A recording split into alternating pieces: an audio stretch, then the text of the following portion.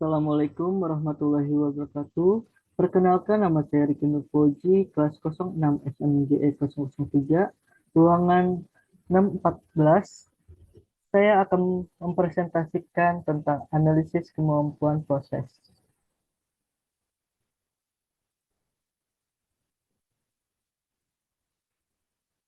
Kapabilitas proses adalah kemampuan suatu proses untuk menghasilkan suatu produk atau jasa yang sesuai dengan kebutuhan atau syarat dari konsumen atau spesifikasi yang diharapkan.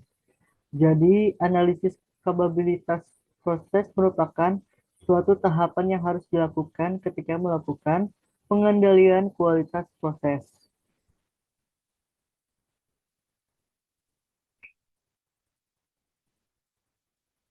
Selanjutnya, analisis kemampuan proses dibagi menjadi 4, yaitu satu, suatu proses dapat ditentukan kemampuannya jika proses tersebut sudah berada dalam kondisi in control. Jika masih ada yang out of control, harus dilakukan tindakan perbaikan lebih dahulu. Kedua, kemampuan proses menggambarkan performasi atau unjuk kerja suatu proses.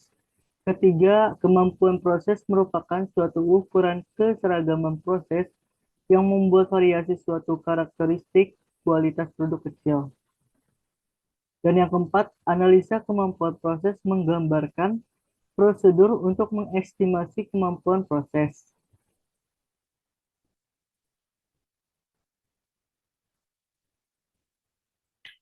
Tindakan-tindakan yang menghasilkan perubahan atau penyesuaian dalam proses menunjukkan penghapusan sebab-sebab umum. Seringkali merupakan hasil dari bentuk telaah kemampuan. Perbandingan batas-batas toleransi alami dengan batas spesifikasi dan rentangan batas toleransi alami dengan rentangan spesifikasi dapat mengarah ke bentuk-bentuk tindakan ada sebagai berikut. Yang pertama, tidak ada tindakan. Jika batas-batas toleransi alami terjadi dalam batas-batas spesifikasi, biasanya tidak diperlukan tindakan apa-apa. Kedua, tindakan untuk menyesuaikan pemusatan. Bila rentangan toleransi alami kira-kira sama seperti rentangan spesifikasi, penyesuaian yang lebih relatif sederhana terhadap pemusatan proses sungguh diperlukan untuk membawa proses ke dalam batas spesifikasi. Yang ketiga, tindakan untuk mengurangi keragaman merupakan tindakan yang paling rumit dan biasanya terdapat pada kasus-kasus di mana beberapa aliran bergabung menjadi salah satu aliran produk. Keempat, tindakan-tindakan untuk mengubah spesifikasi.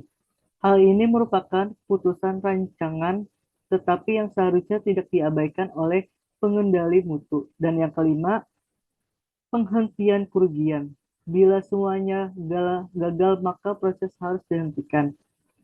Karena pihak manajemen akan rugi besar bila proses tersebut dilakukan.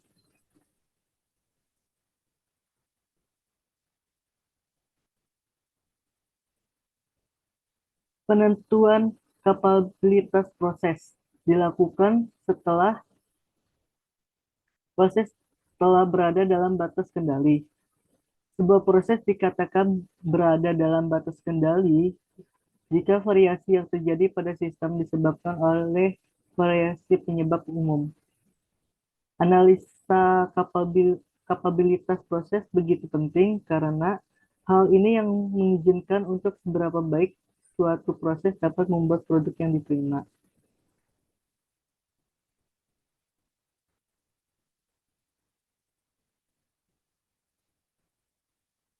Analisa kemampuan proses sama dengan analisa produk. Kemampuan proses mengukur parameter-parameter penting pada suatu produk, bukan pada prosesnya.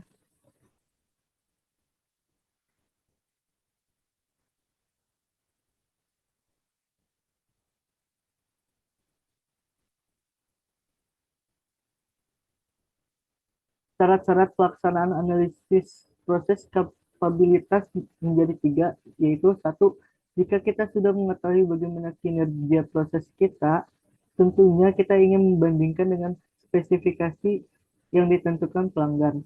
Kedua, analisis kemampuan proses. Menggambarkan performasi proses dalam menghasilkan produk yang sesuai dengan spesifikasi yang diinginkan. Dan yang ketiga, analisis kemampuan proses dapat dinyatakan sebagai probabilitas menghasilkan karakteristik yang tidak sesuai pada saat proses sedang in control.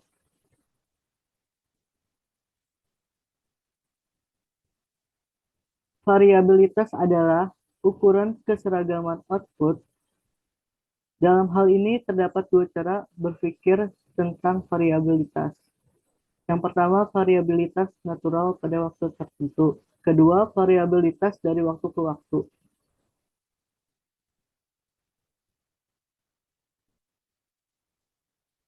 Kegunaan utama analisis kemampuan proses dibagi menjadi 6, yaitu yang pertama, memperkirakan seberapa baik proses yang diamati mampu memenuhi syarat toleransi yang diinginkan.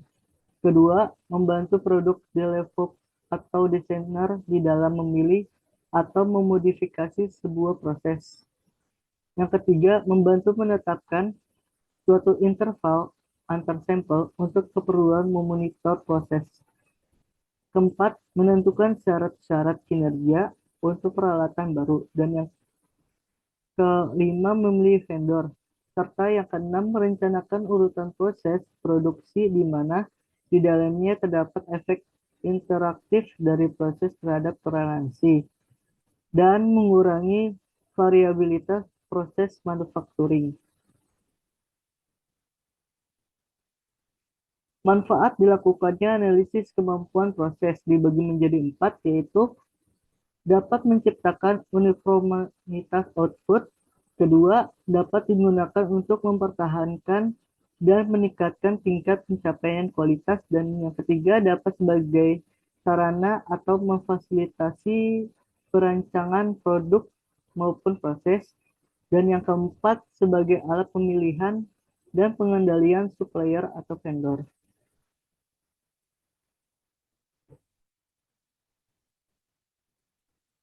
Mengukur analisis kemampuan proses. Umumnya, yang paling sederhana adalah hasil yang diperoleh dihitung nilai rata-ratanya, sehingga diketahui apakah target tercapai atau tidak. Rata-rata saja tidaklah cukup untuk menilai suatu performa, harus pula diperhatikan jarak suatu nilai terhadap rata-rata. Perbedaan nilai ini terdapat rata-rata disebut variasi. Jadi semakin besar jaraknya, berarti semakin besar variasinya.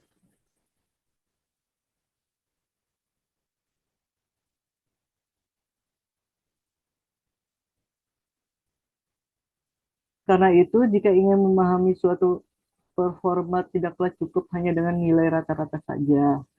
Harus pula dilihat variasinya. Untuk CP merupakan suatu indeks kemampuan proses jangka pendek, di mana perhitungannya hanya memperhatikan sebaran data, namun tidak memperhatikan keterpusatan data.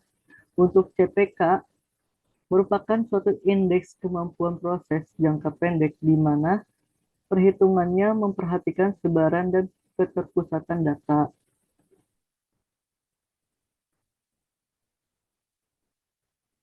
Batas spesifikasi.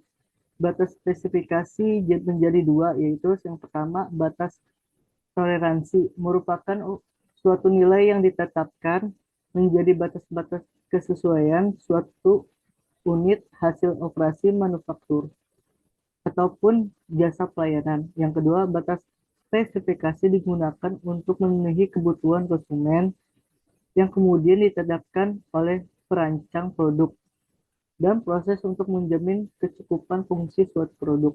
Ada perbedaan dengan batas kendali. CL membantu menunjukkan adanya variabilitas atau keragaman proses yang terjadi antar ukuran suatu subgrup atau sampel. Kedua, CL tidak diaplikasikan pada unit individual kecuali pada kendali unit individual.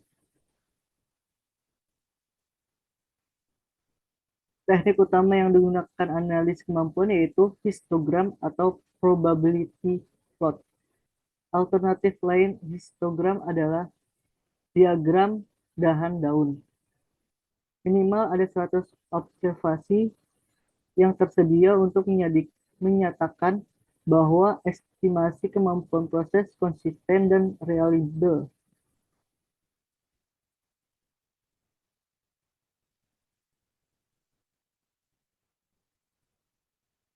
Tahapan sebelum observasi atau pengamatan dibagi menjadi 4. Yang pertama, tentukan mesin representatif yang akan digunakan. Kedua, pilih kondisi operasi proses. Yang ketiga, pilih operator yang representatif. Dan yang keempat, pantau proses pengumpulan data dan catat secara rutin waktu masing-masing unit produk diproduksi. Demikian dari presentasi dari saya. Apabila ada kesalahan pengucapan mohon dimaafkan. Assalamualaikum warahmatullahi wabarakatuh.